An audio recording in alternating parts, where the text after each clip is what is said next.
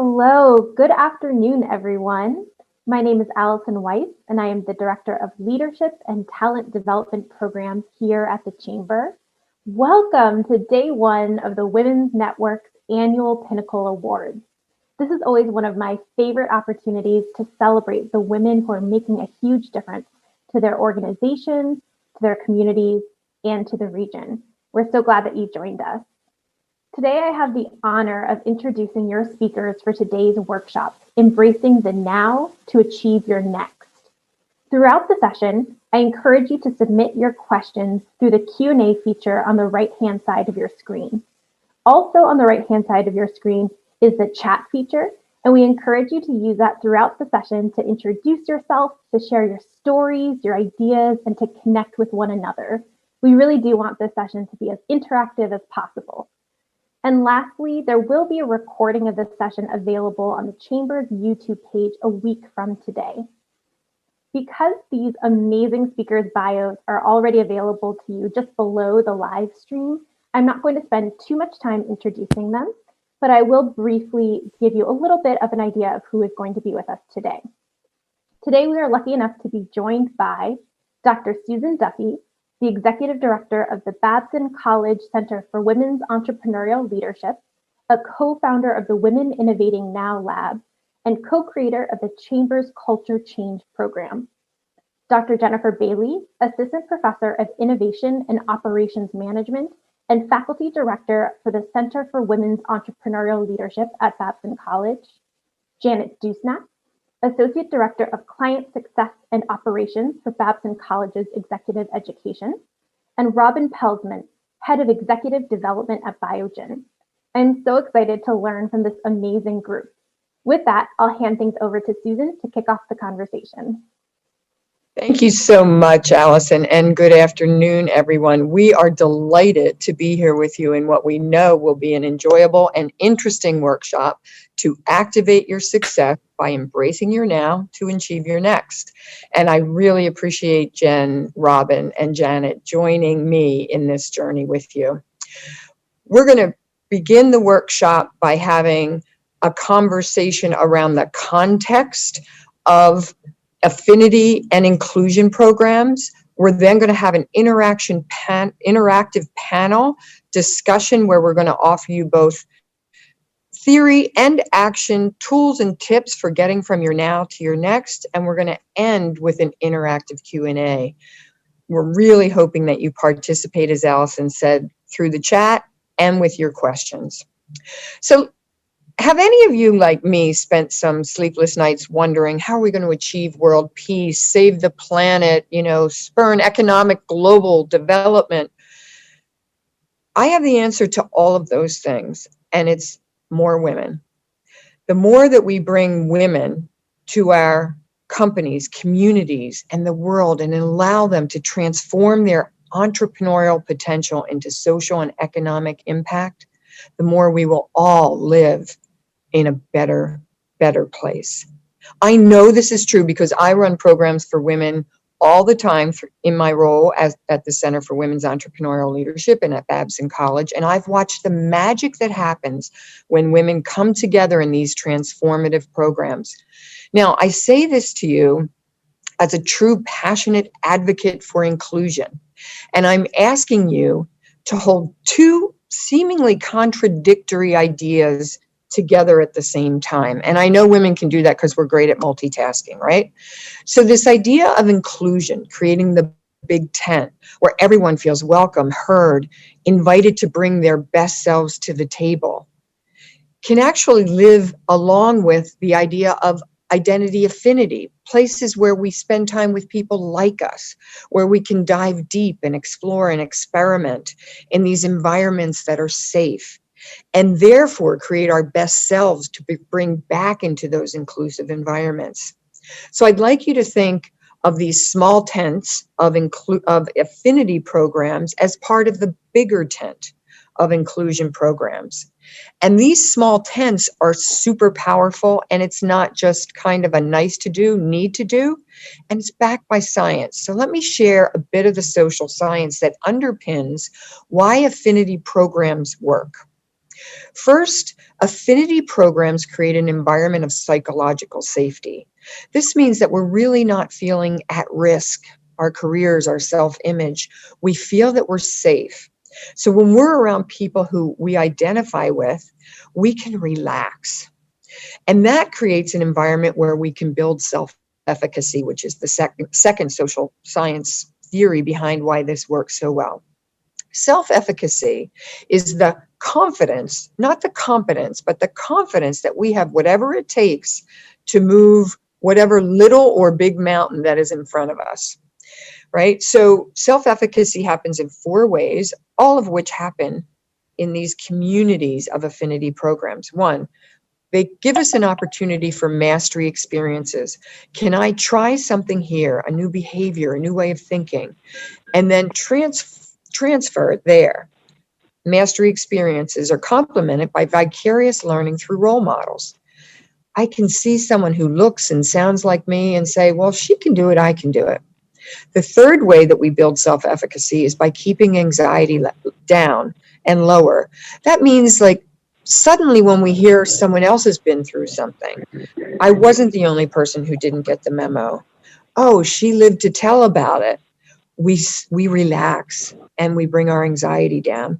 And then the fourth way that we build self-efficacy is through champions, people who are saying, atta girl, go get them, you can do this. So these 4 elements combine to create a community that transforms us to believe that through mastery experiences, vicarious learning through role models, keeping anxiety low, and champions, that we have whatever it takes to take that next step. The third thing is emotional labor. So we increase psychological safety, we increase self-efficacy, and then we decrease emotional labor. Emotional labor is that churn that goes on in your head that keeps that smile on your face no matter what's going on in your work environment, right? And when we create these opportunities, which are often short-term programs, intense programs of affinity, we can decrease emotional labor. And through this kind of social science fueled environment, we can have opportunities to build our very best selves to bring back into our more inclusive environments. So now what we're going to do is move to our panel, and we're going to focus on a few key areas, themes that run through the programs that we run for women and the inclusion programs that we run with the Chamber for all identities. And these themes are your now, what's your current state, and understanding really how good you are and not focusing on your deficits. So this is a conversation about strengths. Your next, how do you act your way into the unknown? What are some tools, both a method and a mindset, to get you to your next? And then the landscape of what does this journey look like in an environment that may be gendered, and what do we need to look out for as we manage both implicit and explicit bias that could be in this environment? We'll do that through conversation and examples and kind of some how-tos on what you can do next. So I'm going to begin with a conversation about the now.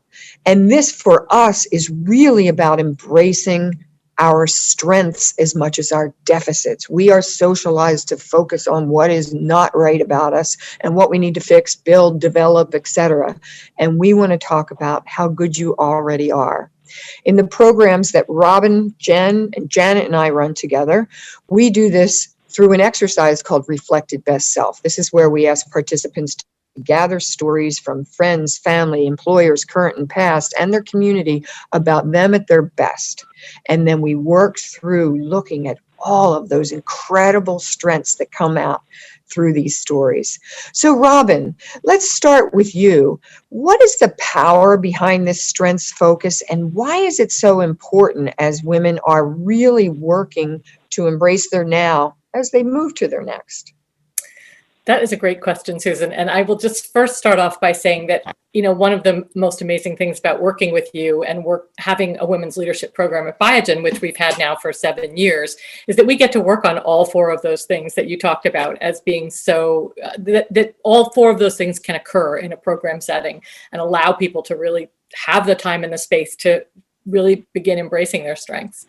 So, as I thought about this panel and your questions, in the past, we've really had a tradition in corporate America and in many organizations, I'm sure, to do a 360 and look at, the full person, both, what's wrong with you and what's right with you.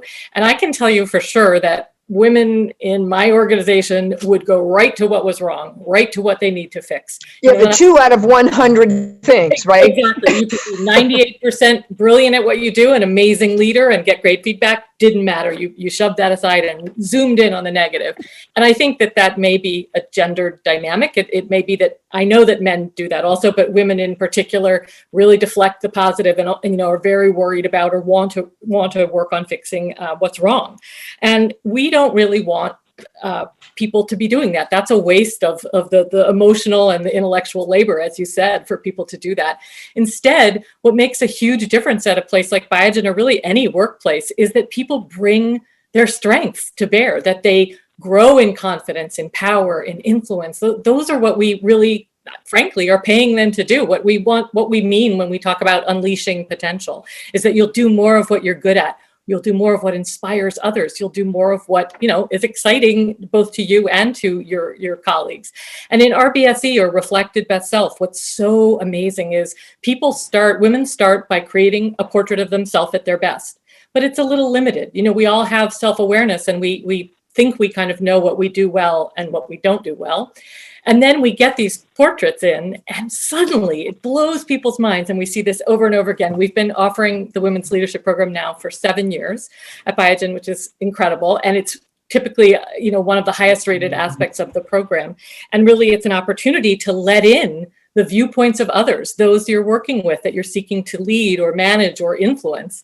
And suddenly you have access to this amazing data. So, I think it's really ironic that, people think they have to fix themselves, because what organizations really need is more, of what you bring to bear, what strengths you have. And RBSE gives you access to this information like nothing I've ever seen. So I think it's, in the programmatic setting, it's fantastic. I recommend it in lots of other settings as well. It's just a great tool. And, it really is something that is transformative for the women who experience it. Yeah, so it's interesting, right? We have all been socialized to focus on what we need to fix, right? Getting from that deficit to competence. And that's all very important. And nobody's saying that's not important. But we are less socialized to say, this is what we're already good at. I need to do more of it. I need to learn how to articulate it in a way that people see it and understand it and interpret it in the currency that's valuable to my company. And I need to exercise those things that I do well on the things that I don't. So Janet, I'm curious if you have, I know that you've focused on your strengths. Do you have any stories to share about that? Yeah, so at one point I did go through the Women's Leadership Program that we offered at Babson, and it was an interesting experience because I had in the past had an opportunity to manage the program, but then to actually go through it, it was just an amazing experience when we bring women together. Validation was really one of the things that gave me a path to feeling just more confident in moving forward. That the simple concept of I'm not crazy, because there are other people that are feeling and experiencing exactly the same things that I am. It's amazing how validating that is. Seeing women in other stages of their careers, seeing what they did, how they made their own path, was so inspirational. In my cohort, there was a woman of color who was in a male-dominated industry, and seeing the progress that she made through the program to find that strength to get to her next, which was to become, which she eventually did, by the way, become the VP of communications in the automobile industry, was incredible to see. It's really inspiring, isn't it? So inspiring, and one of the things that brings out that confidence and allows you to, I guess, gain that validation is the coaching experience. The peer coaching to share your challenges in a safe professional environment with objective peer coaches. So it wasn't just a group of friends that you may be sharing your challenges with. It was a group of professional women who were objective, who didn't know you and could give you that tough feedback that maybe your friends or peers would not give you. So So I want to pick up on that.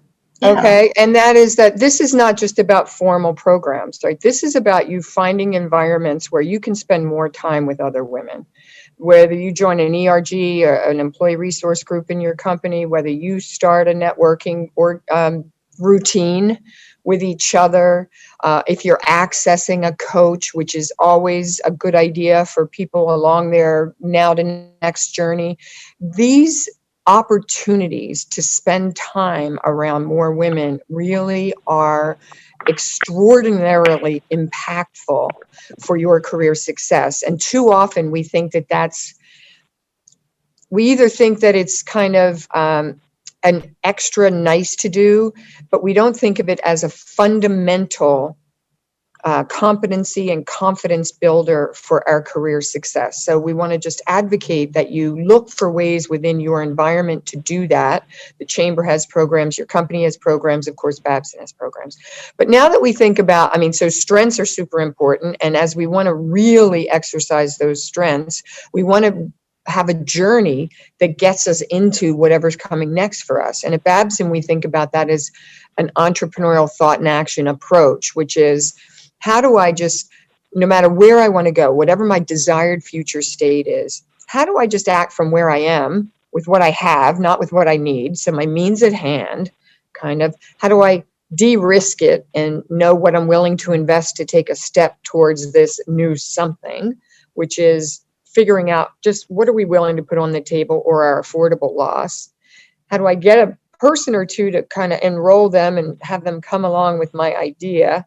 And then just move, right? So what we say is you don't have to have things all figured out. And this is another thing that's fairly gendered, right? We want to have every bit of the checklist checked off. We say move from where you are with what you have today, take small experimental steps and learn something. It might not go right, but you're going to learn something no matter what, and you are going to iterate your way forward. Now, Jen's going to talk about how do we do that as we think about our careers and how we think about the mindset that it takes to be entrepreneurial from wherever we are in our now as we're working toward our next. Thanks, Susan. Thanks for having me. Thanks to the Chamber for this important conversation.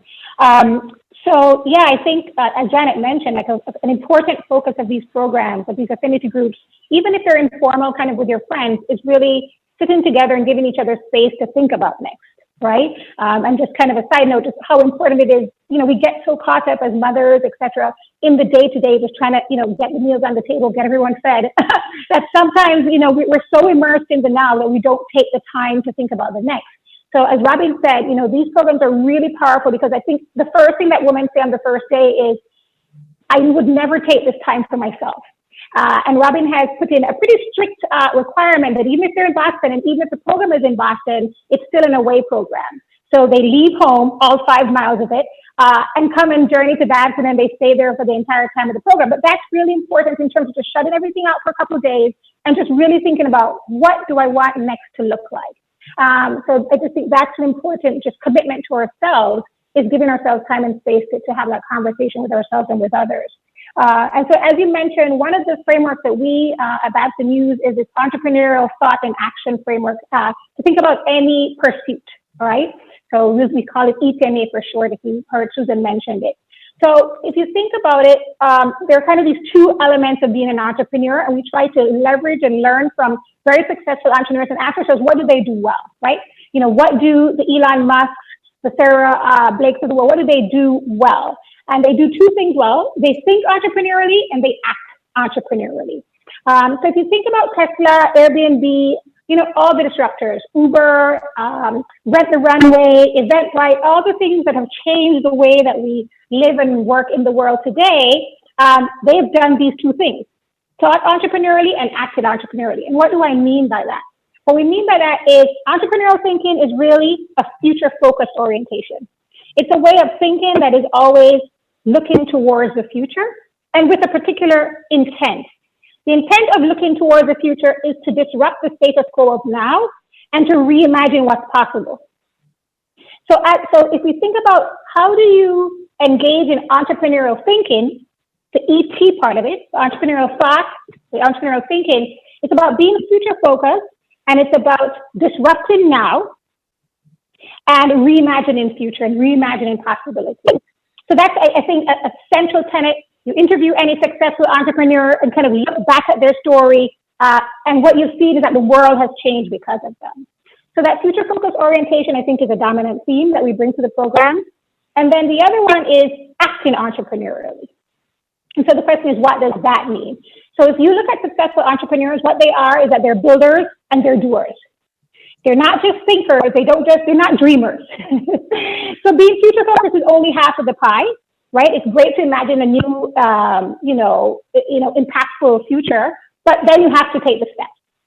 And the challenge is, I think, Susan, especially as women, is if we're disrupting the status quo and reimagining something, now we're working our way into the unknown. And that's where the doing and the building gets tricky.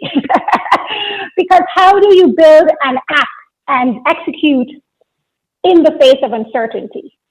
So those are the tools and the competencies we try to build, whether it is in programs that are for entrepreneurs who actually want to build a startup, or if it's even for corporate leaders in general, or if you're looking at it as the CEO of your life, right? Which I think in the context of this conversation about looking at your career growth and trajectory, you are the CEO of your life and you want to bring those entrepreneurial leadership skills to bear as you craft your own career journey, right?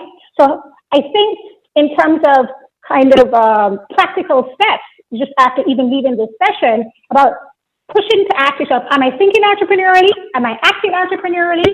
I think there are a couple of questions you can ask yourself, as you journal and reflect later on this evening. First, thinking entrepreneurially. Am I future focused? Am I dreaming big? Am I thinking outside the box? Am I reimagining what's possible? So when you look at your career goals that you have written down, no doubt somewhere, if for no other reason, because you have to do it for your annual appraisal, right? What you can challenge yourself to do is look back at that 5-year goal and ask, am I dreaming big or am I playing small? If I look back at that 5-year goal, am I dreaming big or am I playing small? And I think to your point, Susan, about the affinity groups and the power of these women's leadership programs, and Janet mentioned this, right? You're with sisters, you're with friends, and they will push back lovingly and graciously, but they'll be like, Susan, I don't think that's big enough. I think you can go bigger. So, that's something you can do for yourself, but also it helps when somebody else is there to challenge you, to ask, as you look forward, as your future focus in your career, are you playing big or are you playing small? I think that's something that as women, our default is to play a little smaller and a little safer, so something to think about. And so that's entrepreneurial thinking, and then there's entrepreneurial acting. Like, how do you act your way into the unknown?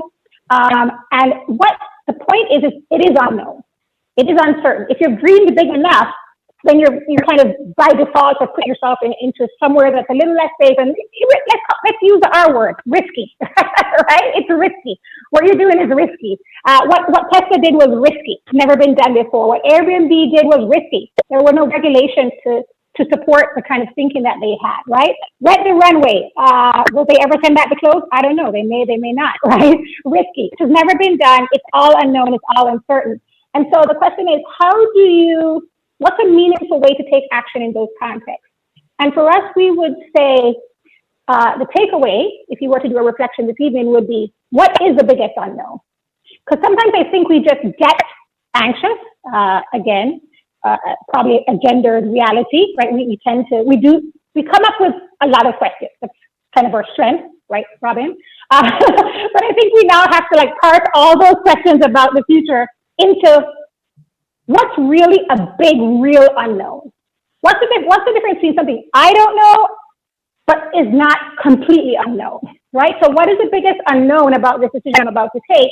And then how can I act in such a way to take a small experiment to learn a little bit more about that unknown? And then, as I make that experimental step, just making sure that it's a calculated risk, that I'm not going to lose my house over it, but I'm going to learn a lot from it. So that's what we would say about acting entrepreneurially is identify the big unknowns, if it's in your career, if it's as a corporate leader, even as a venture that you're starting, identify the big unknowns, try to take a small step, but take one where you'll learn about a lot to resolve that uncertainty, but also you won't lose a lot, right? So that's, I think, some things that we can think about career-wise, Susan.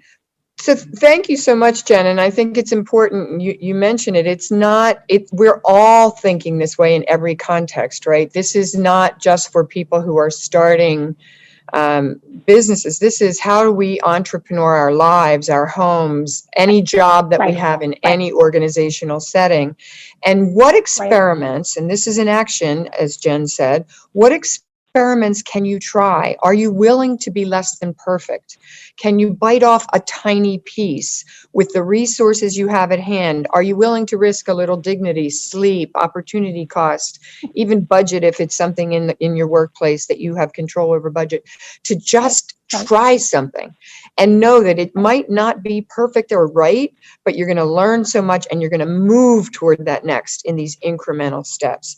And we just have a few more minutes before we go to Q&A, but I want to talk about the gendered environment that may be kind of, it might be fuel, or it might be a little bit of a constraint on how are we going to move from this, understand how great we are in the now and move into this next in a landscape that may have some bias in it. Not everybody's experiencing bias every minute of every day, but many of us are. And what thoughts do all of you have around gender bias that we might just want to keep our antenna up around? Jen, do you want to start us? I can just follow up on where we left off about seizing opportunities, right? Because I think that's what entrepreneurship is about. Whether it's at a corporate level, just as an individual, what opportunities can I envision and then seize? And so I think the envisioning part is really important because you can only seize them if you can envision them. And this is, I think, where the bias potentially comes in, Susan, is just being aware that what we're looking at and what we see is not objective, that it's colored by a lot of things. It's colored by what we believe. It's colored by what we know. It's colored by who we know. It's colored by what we want, our motivations, our incentives. So it's such a nuanced thing. When you look at, when I looked at cars, I saw Nissan. I mean, that's it. But, Elon Musk looked at cars and he saw Tesla. Completely, his orientation, the way he sees the world is just completely different. And so I think that's the beauty and the challenge of bias, is that it colors our perceptions. So, there's gender bias, something that we talk about a lot at QL. There's racial bias. There's occupational bias. As a former engineer, I'm very aware that the way I see the world is colored by being an engineer. And my dad is a minister, so he sees the world very differently. So, all of these things are biases. They're biases about the way we view the world. And so I think from a gender point of view, something we can be thoughtful about is as we try to envision and seize these opportunities, just to ask ourselves to challenge our biases. So let's look back at the 5-year plan, the 10-year plan, and ask yourself, is this an objective best plan I can come up with, or is this somehow biased by Jen's view of the world? And this is, to Janet's point, why it's so powerful to be in those groups, because somebody's going to see that opportunity differently. You're going to tell the story, and they're like, oh, Janet, you could be the president of that. I'm like, I don't understand why you're not already the president. And you're just like, I don't see that, right? So, other people see different things. So I think you just want to either put yourself in a group that will challenge your bias, or, you can do simple things. Like just ask yourself a question. This decision I'm about to take, whether it's a career decision, a corporate decision, a venture decision, what would Jack do? What would Jane do? What would John do? What would Jill do? And if those answers are different, it means that for them and for you, there are a set of biases that are coming into play, and you can start to ask yourself, what is Jack assuming about the situation that's different from what I'm assuming? So bias is beautiful, but it's also challenging. Yeah. That's great. I mean, really getting perspective on the biases that you might have for yourself and you might not have a clear eye around. And Robin, do you have examples of specific kind of workplace biases around women in the workplace that we can address? And I know we want to get to questions quickly. Sure, I'll just make it really quick. I think women come back from our women's leadership program with their eyes open and with a greater sense of confidence and of who they are as leaders. And so we really do ask them to bring back some of that knowledge and that learning into the workplace. So doing things like advocating for other women, being very open and direct about any concerns about bias that's showing up in any kind of talent setting or any kind of culture setting for that matter, speaking up about it, talking about it, giving more positive feedback. I think that's a really important one. So they've all benefited from hearing these great stories and feeling a bit more empowered and certainly transformed as leaders. And how can they do that for others? That's something that we really, we encourage them to do, and they are able to do it. It's fantastic. And it really changes the culture and the environment back in the whole company where, all of us as men and women need to work together. So. And, some other practical tips on bias is you can take an implicit assumption test at Harvard Project Implicit. It's really useful to get your own sense. I mean, I'm the director of the Center for Women's Entrepreneurial Leadership, and I'm gender biased against women at work because we're also socialized, and our implicit bias is brain connections that happen over many, many years, and we're not consciously doing it. And there are environments that we're dealing with in our workplaces where there may be intent, but often there's not, but there is impact. And we do want to make sure that we understand that this isn't just about women's experiences at work. This is about everyone's. And so one of the programs that we run with the Chamber is around creating inclusive cultures where all identities come together, and they look for ways that we can create little seed experiments, like Jen was saying, one step at a time, to just promote change within an organization at a small level that can then grow throughout the culture. Janet, do you have one example of a program from the All In that worked really well? Yeah, I mean, I think it's still being, all of these projects are being implemented still, but the point of the All In program is that organizations are being intentional about changing that bias or in addressing it. And one of our groups had a mentoring program for women, specifically their technical team members that were women. They didn't see a clear pathway to success, and they were in the process of identifying mentees and mentors. And ultimately, they want women to feel more empowered and confident and supported. And ultimately, they hope it will increase their retention rate. And then maybe even the mentees become mentors themselves. Yeah, that's one great example. And so, to summarize what we've talked about here, it's really getting an understanding of how good you really already are, understanding your strengths, thinking about what can you do more of, as opposed to what do I have to fix, thinking about taking small experiments to move your way forward, and entrepreneur in any setting, you're next, and understanding that both you and the people around you may hold bias around what that potential actually is, and what can you do today to experiment into this future, into appreciating that new future focus, as Jen said, and understanding that you have what it takes, and finding the people to surround yourself with that are going to help you get there. So Allison, do we have some questions that we can address in our last 7 or 8 minutes here? Yes, we do. Thank you all so much for these incredible tips. It was clear that they really resonated because we got some amazing questions. So the first question that I'll throw to you is, what advice do you have for women who are figuring out how to capitalize on their strengths? And how do you de-risk that process to actually dream bigger? So I can begin and then others can jump in. I mean, I think the first way that you de-risk it is the way that we said, is you think about, what do I already have that I can move forward around that strength, right? So how can I think about the environment that I'm in today and places where I can exercise bringing more of that to the table, right? How can I let somebody know, for example, if you're good with people and this is one of your strengths, and somebody kind of disappears that as part of your DNA because you're a woman. Oh, she's great, she's relational. That women are like that. You say, no, I'm strategic. I bring the right people to the meeting. I've had a conversation with them so they know what we need to accomplish. I've chosen those folks that can make that decision. And I curate an environment in that meeting where we get to the objective at hand. So that isn't about being good with people. That's about being strategic and bringing the right people together. You don't have to say it with that same, and that was one of my examples, so I kind of say it with a little bit of oomph behind my voice. But it means that in the moment, you can talk about your strengths in ways that other people can interpret them as a currency in your organization. Would anybody like to add anything to that? I think I sometimes, think just listening to you. Go ahead, Helen. oh, I was just going to say, I think sometimes women in particular, we think that showing up in our more powerful form will be misconstrued, that we'll be seen as a threat.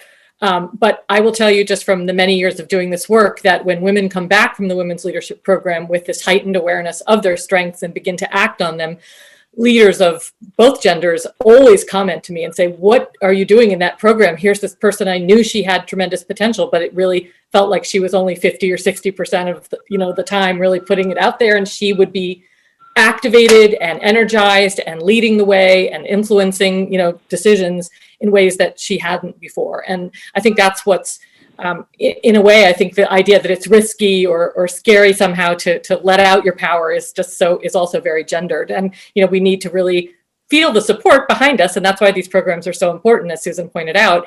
Once we get that support and that other people believe in us and see us in these ways, I think that de-risks it to begin with, and then we're able to act into our best selves and into our strengths. Yeah, and what you're saying is just try it. Just try it, right? And see what happens. Yep. That's ET&A. That's just try it, experiment with it. And what you're going to find is that people aren't going to think that you are being more than you should, or, that they're going to actually be impressed and happy and delighted to see what you're unleashing in yourself and others around you. Allison, next question. Yes, and that ties really nicely into the next question, your point, Robin, about support. There is a question about how you find a female coach or mentor at your organization. And then also, when do you balance seeking the affinity that you talked about that comes with, heterogeneous groups or homogeneous groups, and then versus when you should seek allyship to be a little bit closer to the seat of power? You want to take that, Robin? Yeah, I think that's a fantastic question. And I do get asked that as well. I think what I usually recommend to people who are seeking a mentor, or a coach and they can be different within your workplace, is to look around. Who do you observe that you admire and is doing some things that you'd like to do more of yourself, or that you think is a good coach to others? And I think it's fine to simply approach them and say, I'd love to grab a coffee, virtual coffee in this world we're living in now, and spend some time with you because I'd like to learn from you, and I'd love your feedback and your advice on, as I'm seeking to grow my career. I think it's as simple as that. I think people are very flattered to be asked to do that and perform that kind of role. So I don't know, Jen or Janet, I don't know if you have suggestions as well. Just one thought that's always interesting is just the reverse mentoring and how powerful that can be, even to grow ourselves. Absolutely. So I think in the workplace, sometimes if it's hard to find a senior mentor, find a mentee. And actually, just the process of being with a mentee, I think, is very powerful for developing your own self-efficacy, which Susan mentioned. So if you can't find a mentor, find a mentee. Some of the same benefits derive. You make a really good point, because especially in some industries, part of the challenge is there's not a lot of women above us to choose from, et cetera. So think outside your organization as well. Yeah. Think of professional organizations, think of associations where you can network with and meet these other people that you might then have that virtual coffee with, or eventually, hopefully, in-person coffee. And usually what will happen is if somebody isn't the right fit or they don't have the time, they'll recommend someone else. So again, take that entrepreneurial step, experiment with that, and just ask. We have about 1 minute, Allison. I don't know if we have time for another question or if you just want to close us out. I'd love to ask just one question that maybe we can get through really quickly. So, when I'm thinking, so much of ET&A is about taking that one step. So I'm wondering if you can give our audience an idea of what one step can be for them as the first thing they should do when they sign off from today to improve their ability to think and act entrepreneurially. So the one step is customized to that person, and one step can be make a phone call that you've been putting off to see if somebody will have a coffee with you who might serve as that mentor. One step might be that you ask a question in a meeting that you would have held back on, and you just test what it's like to bring that strength to the table. One step is actually saying, looking at yourself in the mirror and saying, you know what? As much as I don't often let myself do this, I am going to really believe that I am really good at this, right? It's just something small. It's one step. Or watch a TED Talk on bias, right? You can do anything. One step, take it, learn from it, build on it. You might go in the same direction, you might course correct, but the idea is that we act toward anything that will improve our next, right? Build from our now, know how great we already are, and work toward our next, one step at a time. Those are incredibly inspiring and powerful words to end on. So thank you so much. For those of you who would like to actually name what your next step will be in the chat, we would love to see a flood of commitments in the chat. So please add yours there. And thank you so much, Susan, Janet, Robin, and Jen, for being with us today and for these incredible insights. I know I'm feeling inspired to take my next step. And we are looking forward to seeing everyone tomorrow at 11:30 a.m. for our awards ceremony. Until then, have a great afternoon. Take care. Signing off. Thank you, ladies. Thank you, everyone.